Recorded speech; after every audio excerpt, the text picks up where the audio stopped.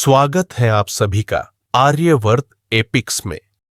यहां हम रामायण और महाभारत के वास्तविक अध्यायों को उनके मूल रूप में पढ़ते हैं और उन्हें गहराई से समझते हैं। आज हम एक नई यात्रा शुरू कर रहे हैं, भारत के प्राचीन और पवित्र महाकाव्य रामायण की ओर। रामायण केवल एक महाकाव्य नहीं है, यह जीवन का मार्गदर्शक है जो मूल्यों, भक्ति और शाश्वत शिक्षाओं से भरा है। इसे हजारों साल पहले महर्षि वाल्मीकि जी ने लिखा था और यह भगवान राम की कहानी बताता है, जो एक आदर्श राजा, एक आदर्श पुत्र, एक आदर्श भाई और एक आदर्श पति है, जो सत्य, धर्म और साहस के प्रतीक है। रामायण सिर्फ भारत में ही नहीं जानी जाती, बल्कि यह दुनिया भर में फैल चुकी है और कई देशों में इसके कई अलग अलग संस्करण लिखे गए हैं।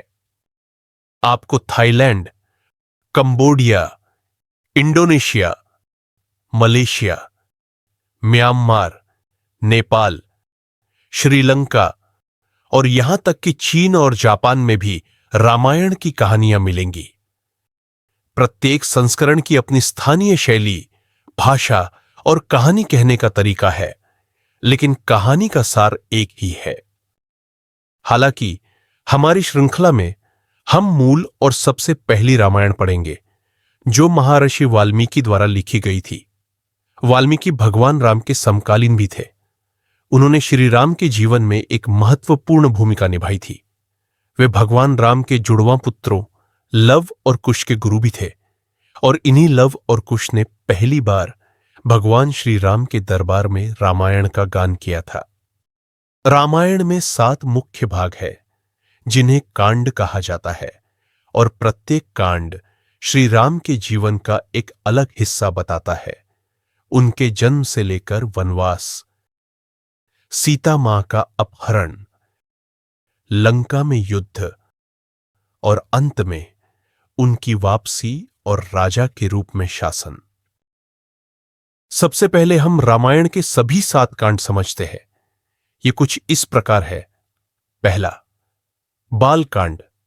यह भाग हमें भगवान राम और उनके भाइयों के जन्म एवं अयोध्या में उनके शुरुआती जीवन के बारे में बताता है। इसमें भगवान शिव के शक्तिशाली धनुष को तोड़ने के बाद श्री राम का सीता से विवाह भी शामिल है।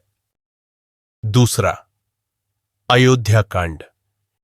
इसमें हम जानेंगे कि भगवान श्री राम का अयोध्या में राजतिलक होने से पहले ही उन्हें 14 वर्षों का वनवास हो जाता है और इस वनवास में मां सीता और लक्ष्मण भी उनके साथ जाते हैं, जो हमें उनका प्रेम, कर्तव्य और त्याग दर्शाता है।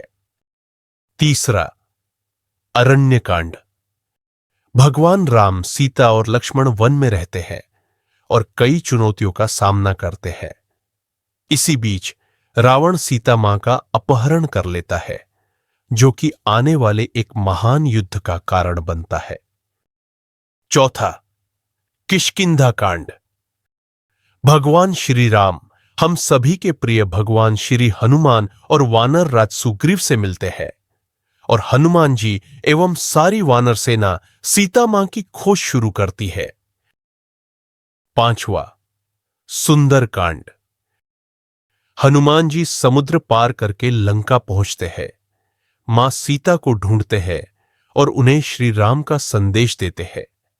यह भाग भक्ति, शक्ति और आशा से भरा है और यह सबसे ज्यादा पसंद किए जाने वाले भागों में से एक है। छठा, युद्ध कांड। लंका में श्री राम की सेना और रावण की सेना के बीच एक महान युद्ध होता है। रावण पराजित होता है और धर्म की पुनर्स्थापना होती है। सातवां, उत्तरकांड।